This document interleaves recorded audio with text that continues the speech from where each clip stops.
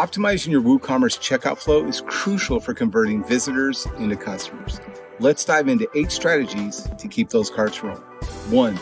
To start, eliminate unnecessary form fields, aiming for 12 to 14 form elements. 2nd, implement a progress bar or merge add to cart and checkout steps with a plugin. 3rd, offer multiple payment options. A considerable amount of cart abandonments are due to lack of preferred payment methods.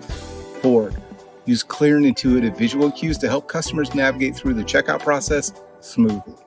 5, skip or simplify the account creation process with guest checkout and post-purchase account creation options. 6, be transparent about all costs up front and provide a shipping calculator to prevent unexpected fees.